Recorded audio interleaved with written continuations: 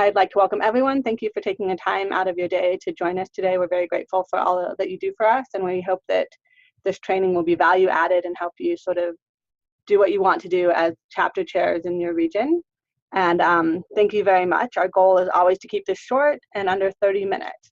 A couple housekeeping rules that are sort of the same as always is we'll do Q&A after we go through the training, and that you can send me a chat with the questions that you have. And if you're wondering where that chat function is, it's at the bottom of the screen.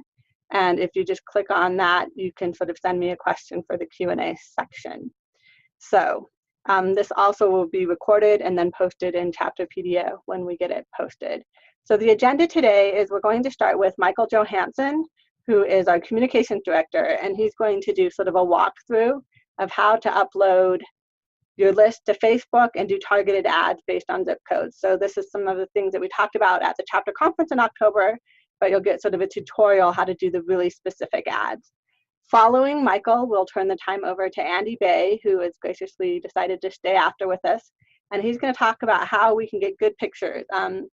For those of you who get the BYU Alumni Magazine, I hope you've seen this sort of thing at the bottom where we have pictures of chapter events, and we'd like to continue that. And to do that, we need great pictures, and Andy will talk you through what great pictures mean. And then he'll also talk a little bit about sort of permission or whatnot. There's been some people like, what if I take pictures of kids, and how that works? And Andy can give you the details on that. And following Andy, Jason Stuckey, our graphic designer, is going to take a few minutes to talk about headshots that we can use for the chapter chairs. So without further ado, I'd like to turn the time over to Michael Johansson, and he'll talk to us about Facebook ads. Great, thank you. Can you hear me okay? Yes? All right. Yep. Fantastic. I'm going to share my screen because you want to look at my screen much more than you want to look at me. So hold on just a minute.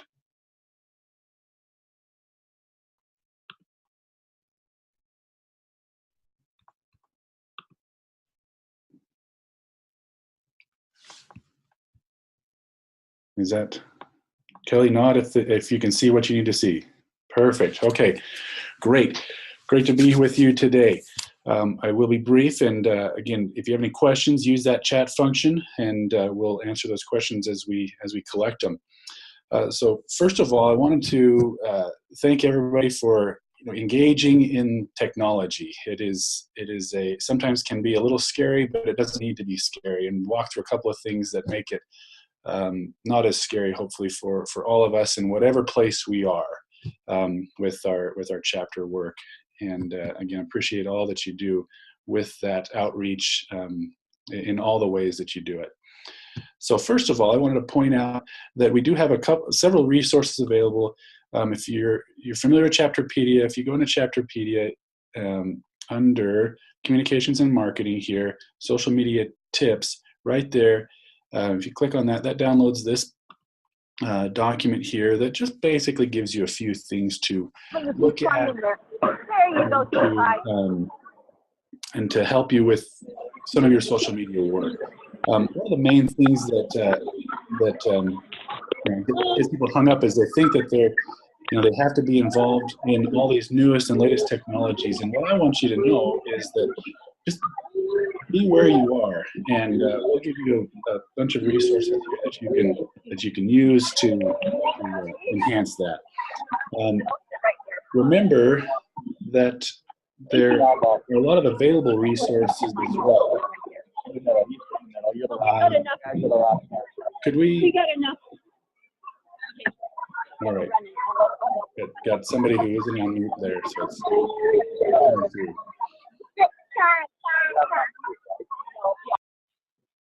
Thank you. So just a couple of things, available resources that we all have available to us and to consider when you're using your social media. First of all, the BYU Today email. If you're not getting that, make sure that your alumni profile is updated and you have your email address on file. You should be getting that twice a month. You can share stories from there. You can post pictures from there. If you're using speeches.byu.edu, if you haven't used that, I recommend that you do in a variety of ways. You can use that to pull quotes from things that you're studying, things that you're reading. go to magazine.byu.edu. It's a source for alumni happenings and information. If you see something there that might be of interest to your chapter, post it to your chapter group or your chapter page. And then in the Twitter sphere, if you're available on Tuesdays or if you're watching BYU devotionals at any time, you can use that hashtag with Twitter and Instagram, and it's fun to kind of watch that happen as you're participating in that digital outreach effort from the university. So that's just those are just a few things that are available to us, and I'd encourage us all to use those available resources when we think about how do we make our social media work. So the one thing that we wanted to talk about today, and that we've had some questions on over time, is how do you advertise using Facebook? And this will be real specific here. As you can see, my cousin drove a Tesla today, and it was amazing. The Facebook makes it pretty easy to do this, and so I'll go through this and I'll pinpoint a couple of things that should make it pretty clear and easy for you to do this. This is what incorporates ads into people's news feeds.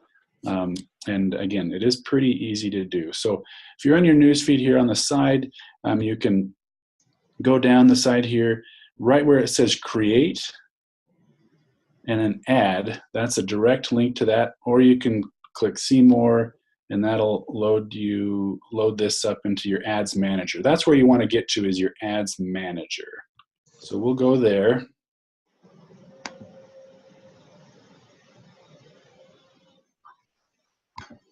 And once you're in, and for those of you who are on the phone, I'll try to describe this as clearly as possible. If you're watching it on your screen, it should be pretty clear. But again, if you're just listening, it's not too complicated.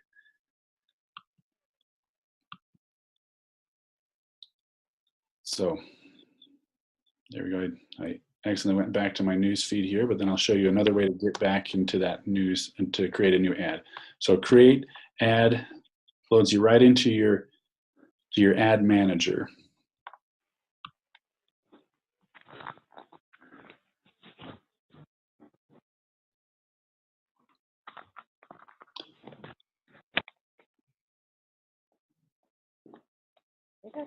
So once it's there, it brings up, it asks you, I'm going to just go ahead and start over because I'll walk through this.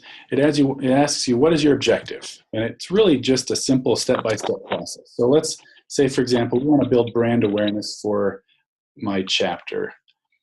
So I check on brand awareness.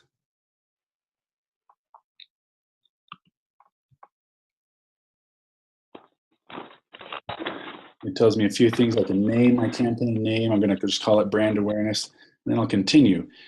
Now the next step is to identify your audience, and this is what Kelly talked about at the beginning, is that you can do a couple of different things here. So if you have an email list, you can upload that email list to Facebook, and it will balance it. It'll filter it into email lists or phone numbers or whatever, really, and it'll identify or match up Facebook users with that list. That's one way to do it if you have a big email list or a big distribution list, and I'll show you how to do that in just a second.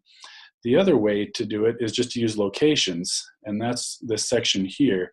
So in the audience segment, you can create a custom audience, which is what I'll show in just a second, and then locations. Click on that drop down, and you can identify people who live in this location, recently in this location, or traveling in this location, and select which one, or everyone. Probably just leave everyone, and then you can just start including a bunch of different spaces, and you can identify, if you want it to be Chicago, and it'll say Chicago, Illinois, and you select Chicago, and you can get very specific into that area. Drop a pin. You can get again. You can get pretty selective with where that is for a location, and as you can see here, just include or exclude these locations as you add more specifics to it.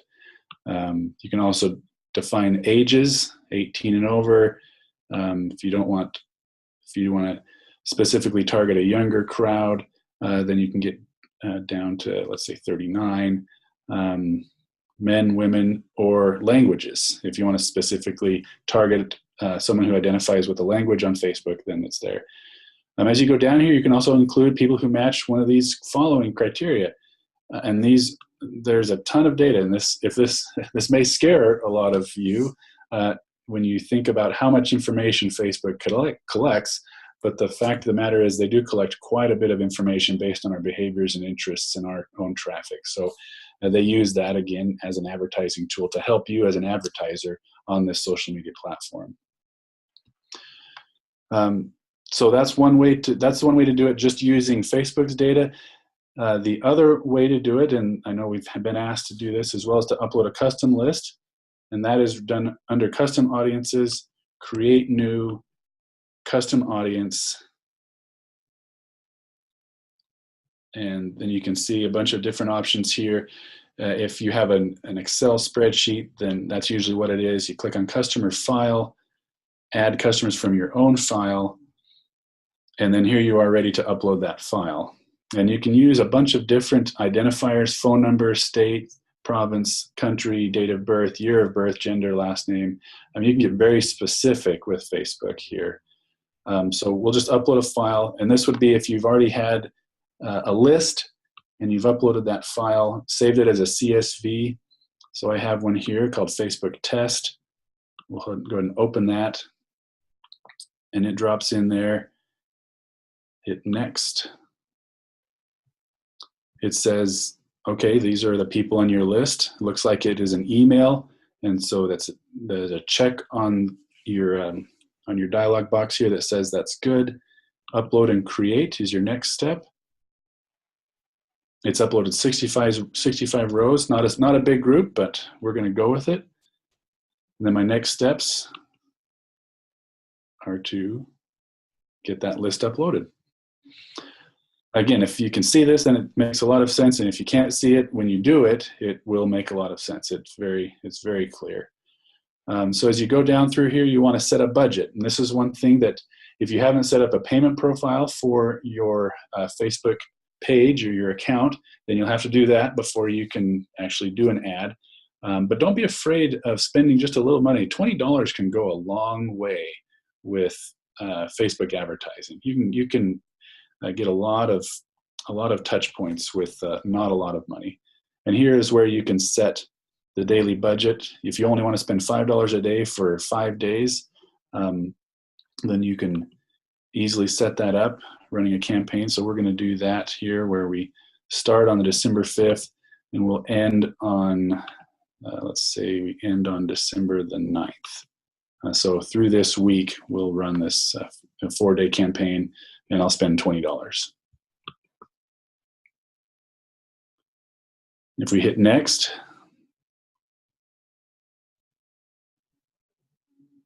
this is where you define your ad. So you select your page, and this will be the page that you have access to. So I'm an admin on several different pages, but I want to select BYU Alumni because that's the one that we're using. If it's connected to an Instagram account, then that'll be right here as well, and that will be in tandem with your advertising. And then you can select what your ad looks like, any one of these 4 options. We'll select carousel. I like that one. As we go down, you can adjust your text on what you want your ad to say for text.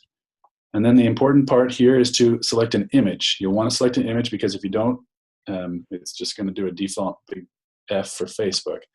So if you select an image, again, upload any image from your computer, or you go to your image library, which sources all of the pictures that you've updated or uploaded to your Facebook account. So here you can see several of the alumni page pictures that we've used. I'm going to select Brother Brigham, one of my favorite shots there. Confirm that picture.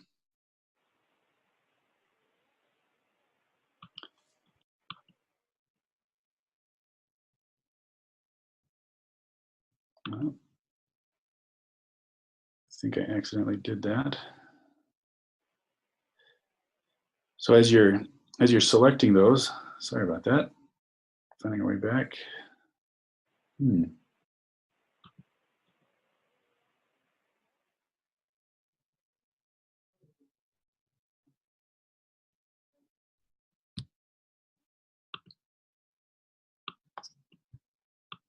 Well, it pushed me out of that ad, so we're going to go right through it again, and you'll see how easy it was.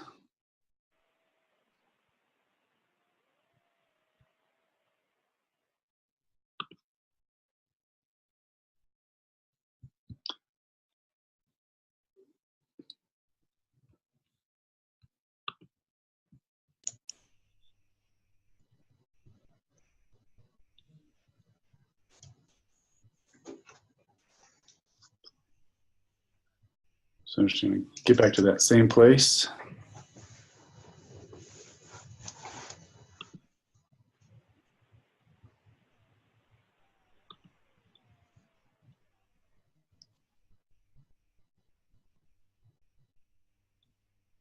Okay.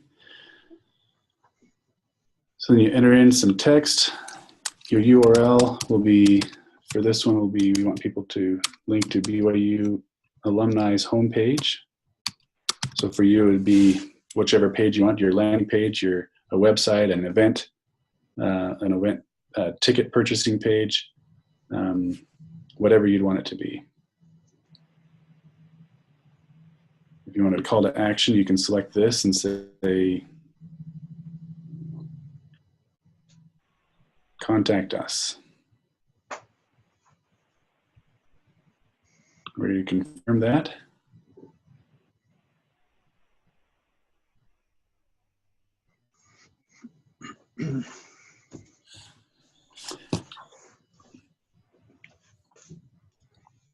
And once Facebook receives that, it'll run through all of the back end to put that into all of its different platforms. It modifies it for mobile, for tablet, all the different sizes, and even platforms, and you can preview that as well. It says it found one error.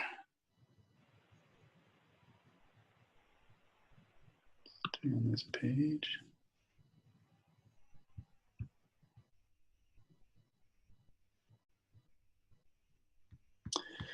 So basically at this point, if you have everything set up, then you hit confirm and it will load your ad. And I'm not sure what their issue is right there, and I just hit confirm again. But I wanted to show you as well, if you haven't set up a payment profile, it won't let you do your ad until you have a payment profile. So to settings, I'm just going to leave this page to show you. That's okay, I can come back to it.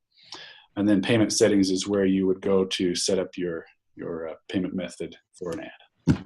So that's basically how it is. It is fairly straightforward.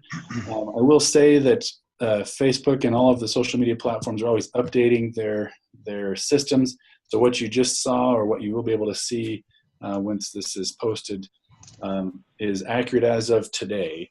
We obviously don't control how the interface works, but my experience has been that it just keeps getting easier for the end user to do what they need to do. So if any other questions pop up, I'll look forward to answering those at the end of our training. Thanks, Kelly, and I will stop sharing my screen.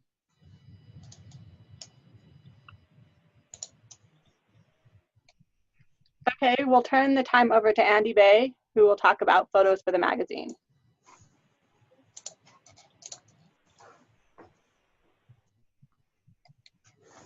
Okay, we should have just a little short document coming up here on the screen.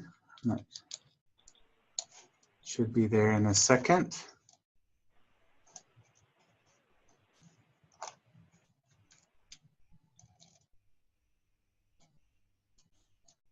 Try it again. We see it. We can see it. See it? Okay, great. So we want to increase our chapter's visibility in our publications. That's BYU Magazine and BYU Today. And to do that, we need more images. And the images that we have are wonderful. They just happen to be usually low-res images and not necessarily what we need for the magazine. So I'm just going to very briefly cover what the content ought to be or should be, and then what we can do to improve the quality of the images. ultimately, you know, those chapter buzz, it's a new area in the alumni news section of the magazine. We would like ultimately to get many great quality, even page-size photos that we could use in the alumni section. We have good graphic designers. They're very, very picky with our images. They need to be really good images, both in the content and the quality. So that's kind of what we'd like to angle towards.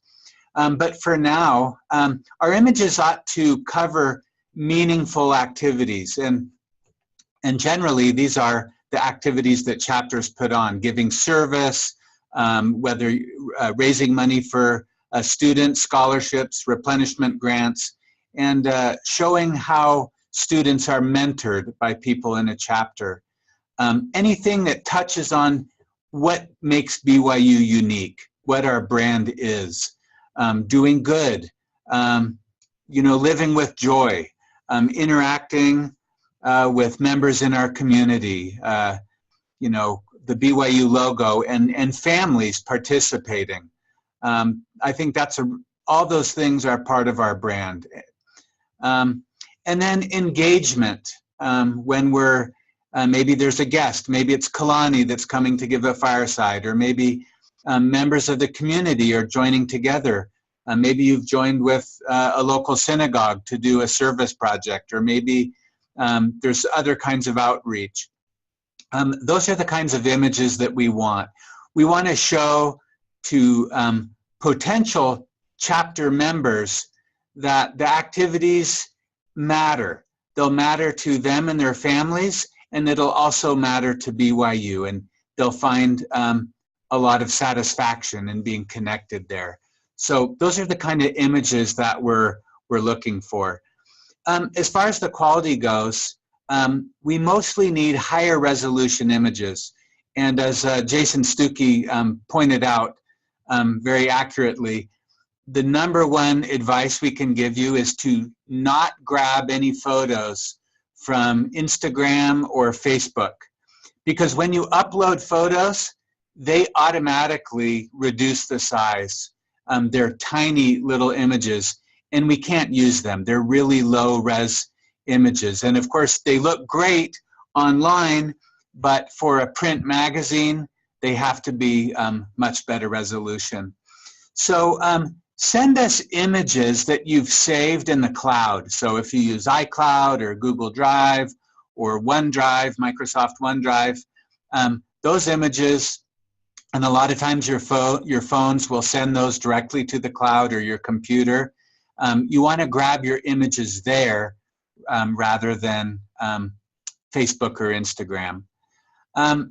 If you have an Android phone, you can actually just go in the camera settings and choose a photo size, a high-res photo size, and that's nice. However, that's not true for the iPhone. But when you take a photo with an iPhone, if you use an editor, Google Photo or Snapseed or Photoshop Express, not only can you just kind of retouch or crop the apps, many of those apps will let you save the image at a higher resolution. So that's what you want to do. And when you're sending someone, a lot of times you might just be, someone in your chapter will send you a photo.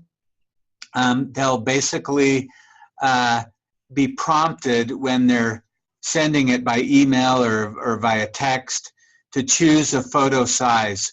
Always choose the original size. That's the largest file and the best resolution.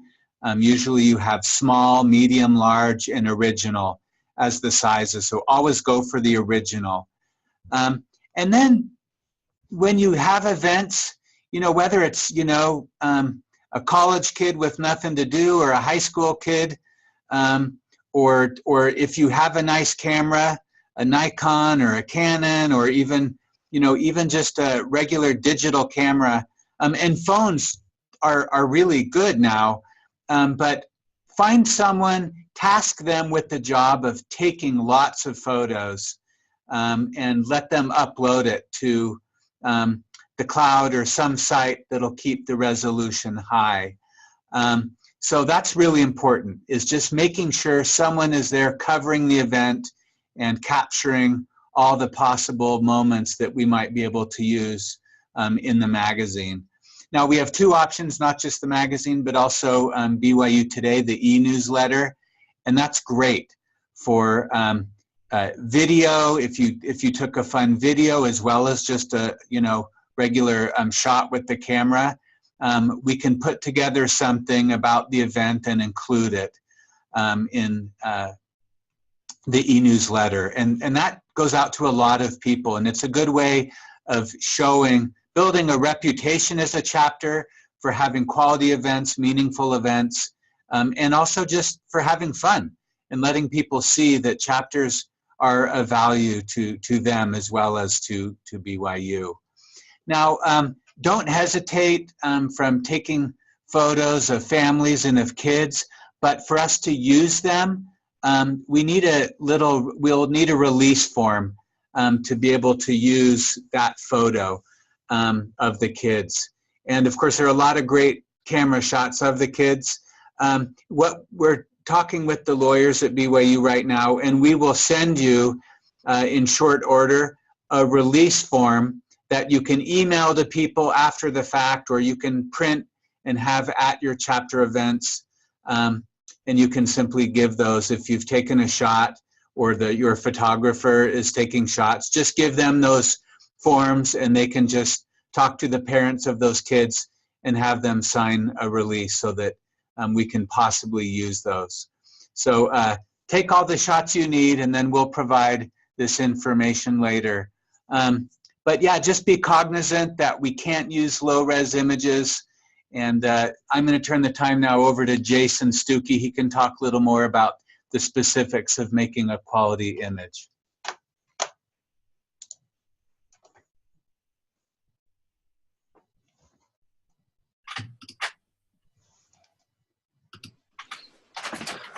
Okay, hopefully everybody can see this screen now. This is a portrait style guide that we have put together specifically when we're asking for pictures of you or other important people where we need to be publishing their pictures for multiple different uses.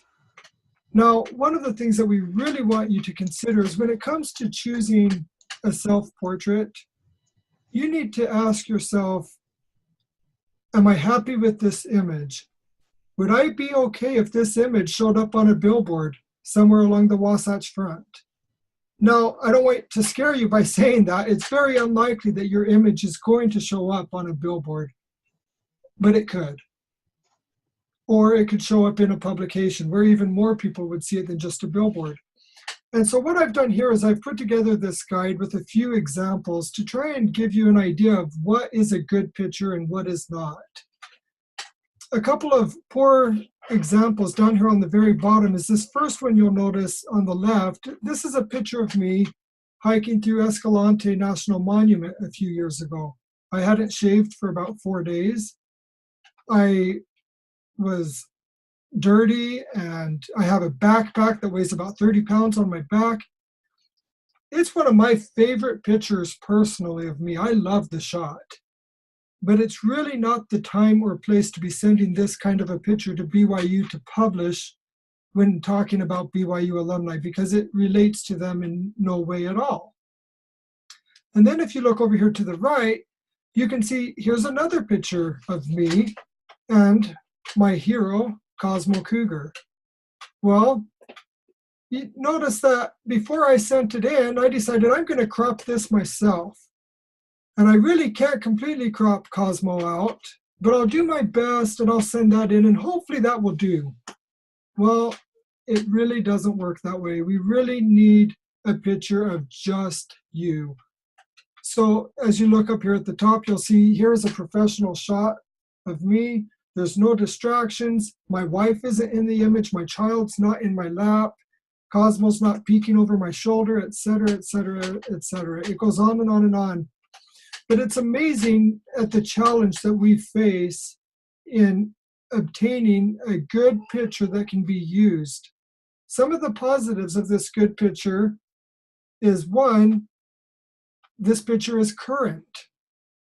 It's not 5 years old. This is what I look like today if you look for me. And that's one of the things we're asking of you. When you send us an image of yourself or of somebody important in your chapter, please let it be a current image.